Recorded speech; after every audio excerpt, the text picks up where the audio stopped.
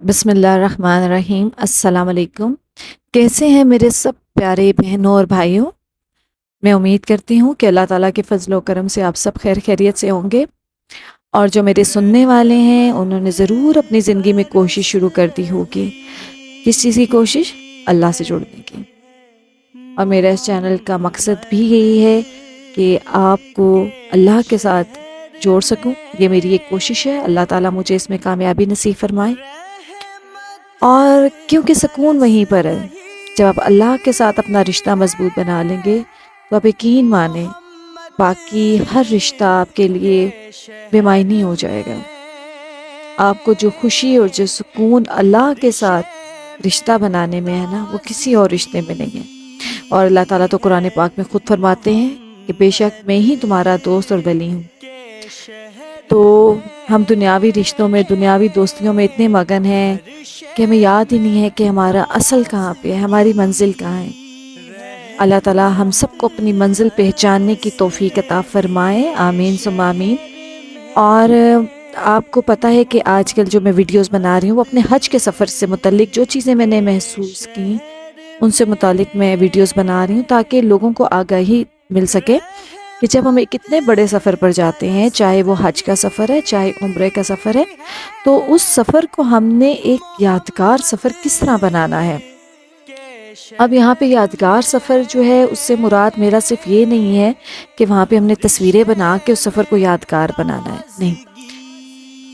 اس بات کا مطلب یہ ہے کہ ہم نے اپنی روحانی اصلاح کس طرح سے کرنی ہے، ہم نے اس سفر کو اپنی روح کے اندر کیسے اتارنا ہے جو ہماری باقی زندگی کو بھی تبدیل کر سکے ان اے پازیٹیو وے۔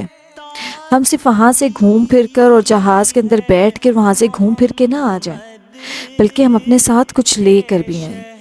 اور کیا لے کے آئیں؟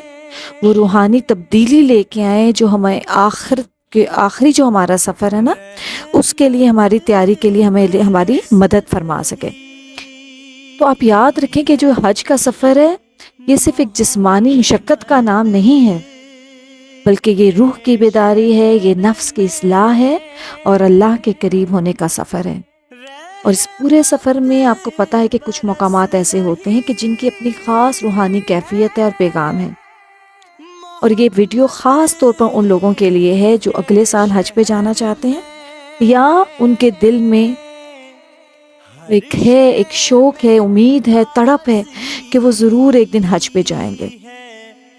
تو یہ خاص ویڈیو ان کے لیے ہے، ضرور اس ویڈیو کو آخر تک سنیے گا۔ اور اس کے بعد میں آپ کو اپنا پرسنل ایکسپیرینس بھی جیسے شیئر کرتی ہوں، کیونکہ الحمدللہ میں وہاں پر وقت گزار کر آئی ہوں، تو جو چیزیں میں نے محسوس کی ہیں وہ میں آپ کے ساتھ شیئر کرنا چاہتی ہوں، تاکہ آپ میں سے بہت سے لوگ انشاءاللہ جب اس سفر پہ جائیں تو آپ وہ غلطیاں نہ کریں جو میں نے دیکھی ہیں یا جو ہم سے بھی ہو گئی ہیں، کم از کم دوسرا انسان وہ غلطی نہ کرے۔ تو آپ کو پتہ ہے کہ حج ایک ایسا سفر ہے کہ جہاں پہ کچھ مقامات ہوتے ہیں، کچھ عظیم مقامات ہوتے ہیں جہاں پر آپ کو وقت گزارنا ہوتا ہے۔ ان میں سے ایک مقام جو حج کے لیے ایک بہت امپورٹنٹ ہے وہ مقام منا ہے، منا کا مقام۔ اب منا کیا ہے؟ منا وہ جگہ ہے جہاں حاجی اپنے رب کے حکم پر 3 راتیں گزارتا ہے۔ ہمیں 3 راتیں وہاں پر ضرور گزارنی ہوتی ہیں۔ لیکن سوال یہ ہے کہ کیا راتیں صرف گزارنے کے لیے، یا ان کے اندر کوئی ایسا راز ہے، کوئی ایسی حقیقت ہے، کوئی ایسا؟ دیکھیں، ہم مینا کے علاوہ بھی تو کہیں بھی اور رکنے کا حکم دیا جا سکتا تھا نا، سوچنے کی بات ہے۔ لیکن صرف خاص مینا میں راتیں گزارنے کا اللہ تعالیٰ نے کیوں 3 راتیں گزارنے کا کہا دیا؟ تو اس کو آپ نے سوچنا ہے، ان باتوں کی اہمیت، کہ اس جگہ کی کیا اہمیت ہے۔ اور مینا کی راتیں دراصل بندے کو دنیا سے کاٹ کر اللہ سے جوڑنے کا وقت ہے۔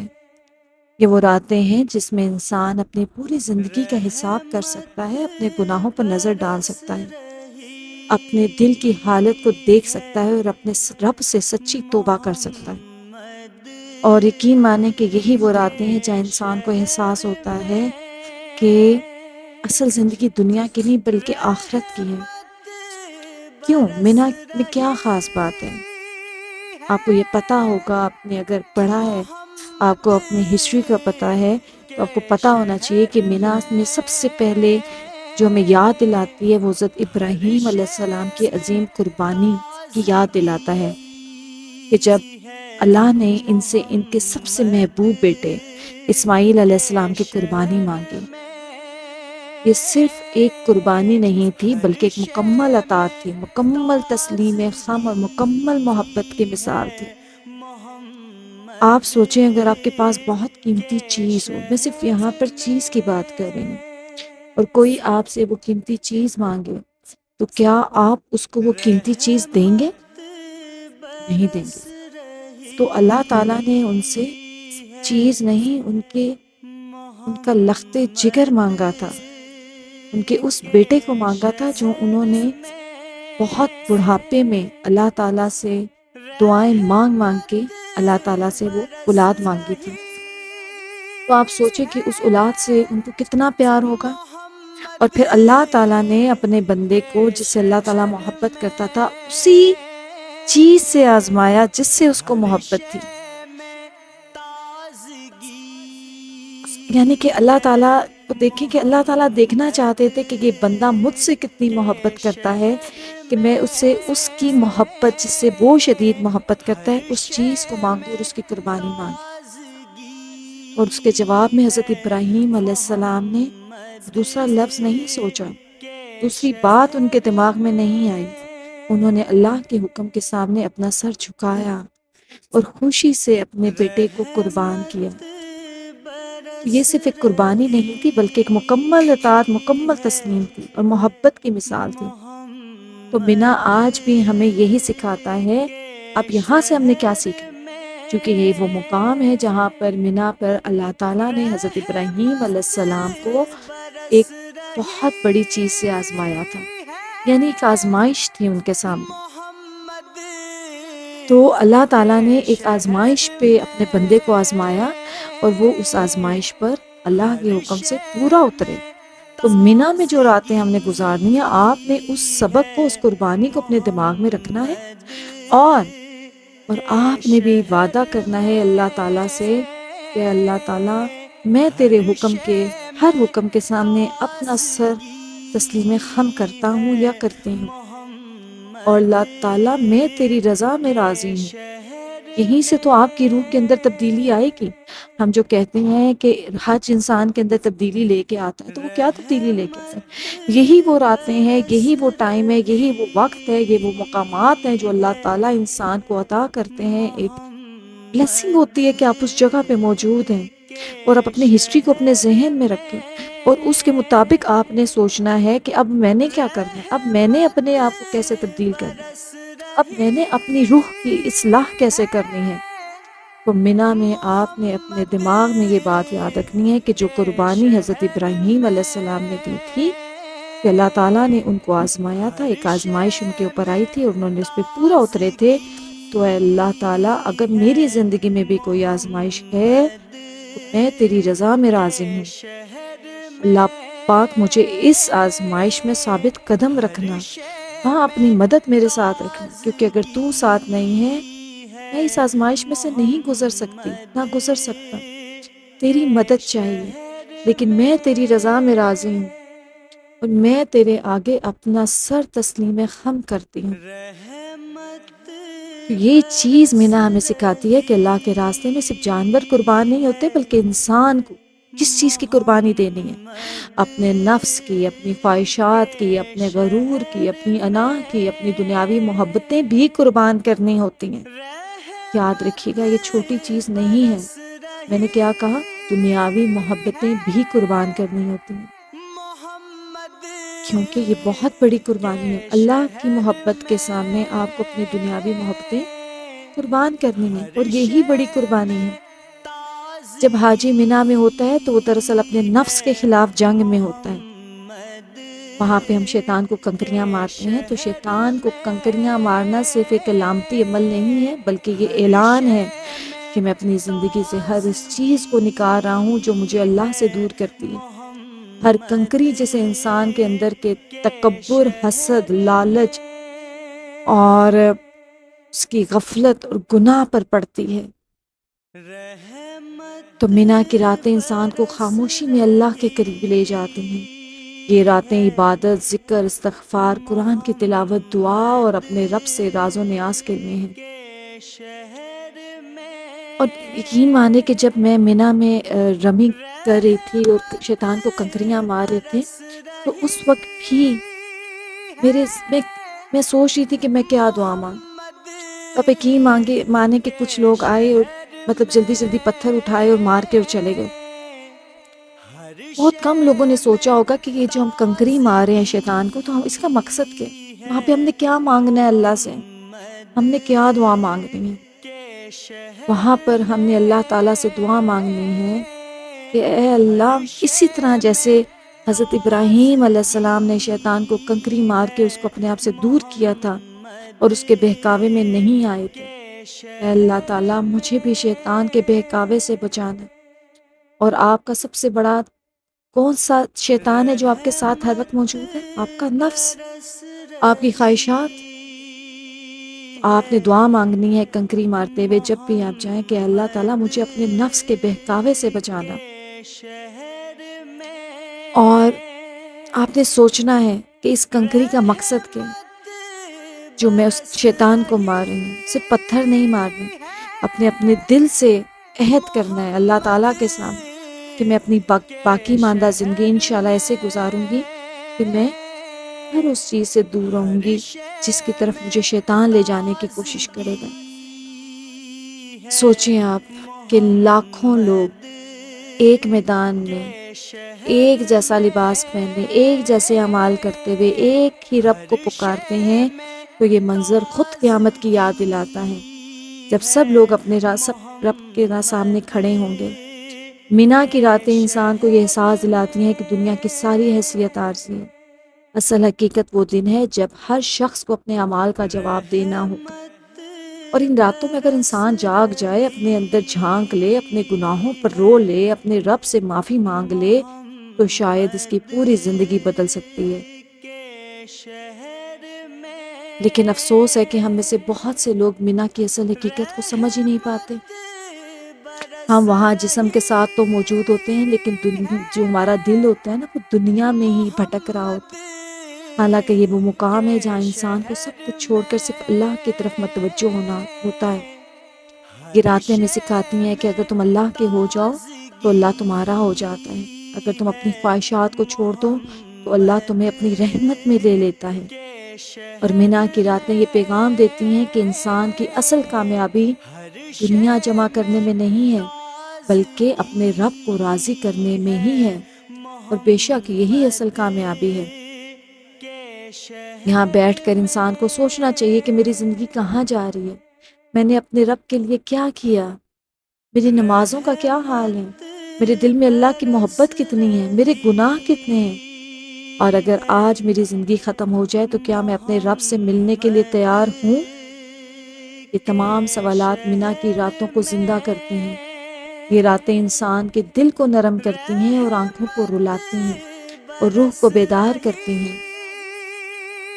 آپ یقین مانے جب منی میں راتیں گزاری تھی 3 راتیں، تو وہاں پہ جو منی کی بستی آباد ہوتی ہیں آپ نے دیکھی ہوگی، اور چونکہ میرا بھی زندگی میں پہلا تجربہ تھا کہ میں وہاں پر الحمدللہ منی کی راتیں گزار رہی تھی، منی میں موجود تھی، تو میں وہاں پہ دیکھ رہی تھی کہ لوگ اس جذبے سے آ رہی ہیں، بہت زیادہ لوگوں کی بات کر رہی ہوں، بہت سے لوگ تھے جو اللہ سے دعائیں بھی مانگ رہے تھے، انہوں نے اپنے آپ کو دنیا سے الگ کیا ہوا تھا، لیکن انفارچونیٹلی بہت سے لوگ وہاں پر بھی دنیا میں ہی بزی تھے۔ اور وہاں پہ وہ سمجھ، کیونکہ ایک ٹینٹ ہے اور ایک ٹینٹ کے اندر تقریباً 100-200 لوگ موجود ہیں، تو انہوں نے اس کو ایک سیر و تفریح کا موقع بنا لیا، وہاں پہ بیٹھ کے باتیں کر رہے ہیں، دنیاوی باتیں ہو رہی ہیں، موبائل یوز ہو رہے ہیں۔ تو یہ چیزیں دیکھ کر افسوس ہوا، دکھ ہوا کہ ان کو شاید اس وقت کی اہمیت کا اندازہ نہیں ہے، اس رات کی اہمیت کا اندازہ نہیں ہے، اس وقت کا جو گزر ہے، اس جگہ کی اہمیت کا اندازہ نہیں ہے۔ اور وہ چیز دیکھ کر محسوس ہوا کہ لوگوں کو بتانا چاہیے کہ اگر آپ حج پر جا رہے ہیں تو آپ نے وہاں پر جب منی میں راتیں گزارنی ہیں تو آپ نے کیسے گزارنی ہے، آپ کے اندر کیا احساس ہونا چاہیے، آپ کے اندر کیا جذبات ہونے چاہیے۔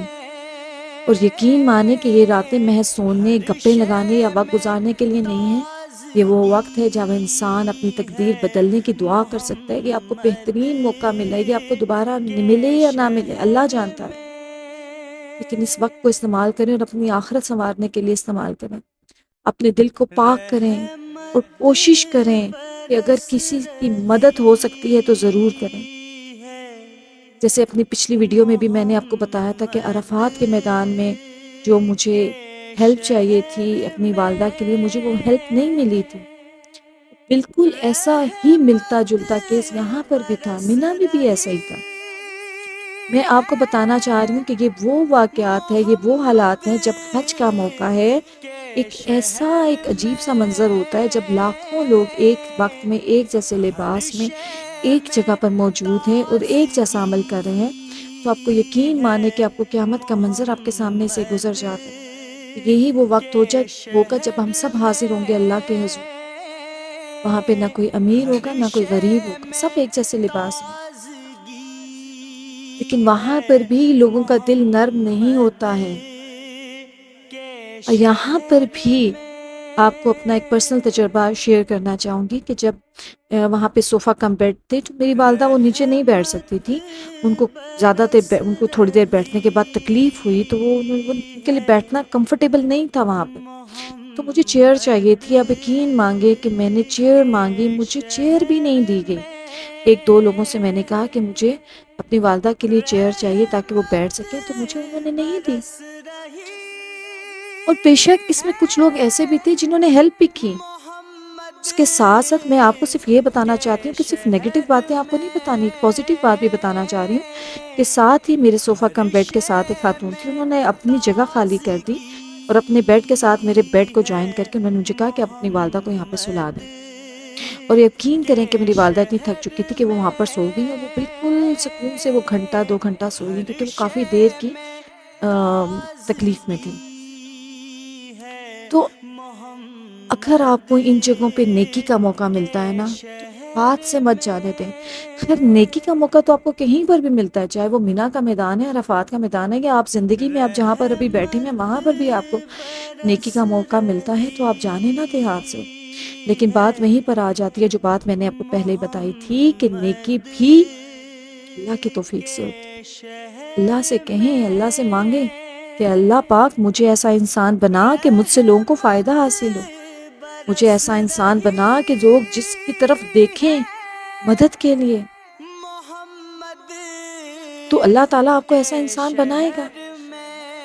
اور یقین کریں کہ جب تک اللہ تعالیٰ کی توفیق نہ ہو، نہ آپ نیکی کر سکتے ہیں اور نہ آپ گناہ سے بچ سکتے ہیں. یہ بات میں ہمیشہ آپ کو کہتی ہوں، اللہ تعالیٰ سے مدد مانگیں، ورنہ ہمارے دل اتنے سخت ہو چکے ہوتے ہیں، اتنے پتھر ہو چکے ہوتے ہیں کہ چاہے ہم مسجد میں بیٹھے ہوئے ہیں تو ہمارے دل نرم نہیں ہو سکتے. اگر ہمارے اندر اللہ کا خوف نہیں ہے، ہمارے اندر تقویٰ نہیں ہے، ہمارے اندر آخرت کا خوف نہیں ہے. اور جیسے اللہ تعالیٰ قرآن پاک میں کہتے ہیں نا کہ جب حج کے لیے جاتے ہو تو اپنا زاد راہ ساتھ لے کے جاؤ، یعنی رستے کا سامان ساتھ لے کے جاؤ، اس کے بعد توکل کرو. اور ساتھ اللہ تعالیٰ کہتے ہیں کہ بہترین ذات راہ تقویٰ ہے. اور تقویٰ کیا ہے؟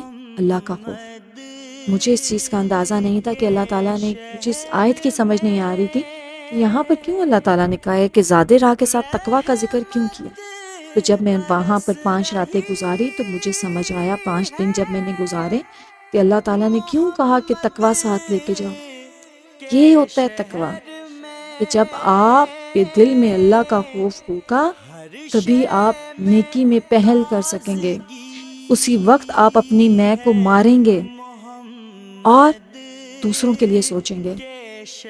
یہیں پر اعلان جنگ ہے اپنے نفس کے خلاف. اپنے جو آپ کا شیطان جو آپ کے ساتھ ہے ہر وقت، اس کے بہکاوے سے بچنا ہے، آپ اس کے ساتھ جنگ کرنی ہے. اصل جو جنگ ہوتی ہے وہ باہر والے شیطان سے زیادہ اپنے نفس کے شیطان سے ہے. اور مینا ہمیں قربانی کا اصل مطلب سمجھاتا ہے.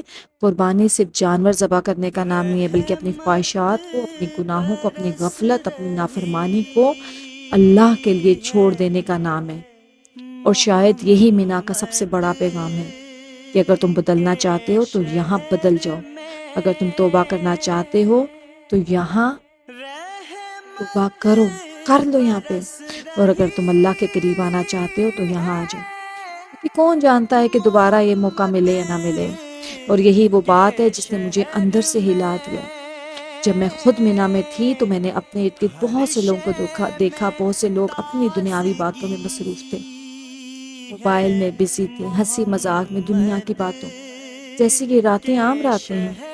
لیکن بہت کم ایسے لوگ نظر آئے جو ذکر میں، دعا میں، قرآن میں اور اپنے رب کے سامنے جھکے ہوئے تھے۔ اس منظر نے میرے دل میں ایک عجیب سا درد پیدا کیا، اور میں نے سوچا کہ ہم کتنے خوش نصیب ہیں کہ اللہ نے ہمیں اپنے گھر بلایا، اپنے خاص دنوں میں یہاں لایا۔ لیکن اگر یہاں آ کر بھی ہمارا دل دنیا میں رہے تو پھر ہم کب جاگیں گے، کب بدلیں گے، کب اپنے رب کی طرف سچے دل سے پلٹیں گے؟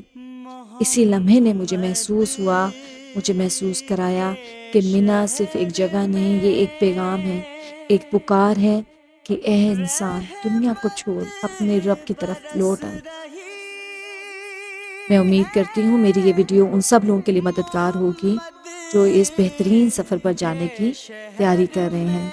اللہ تعالیٰ آپ سب کا حامی و ناصر ہو۔ السلام علیکم ورحمۃ اللہ وبرکاتہ۔ تازگی ہے محمد کے شہر میں، ہر شے میں تازگی ہے محمد کے شہر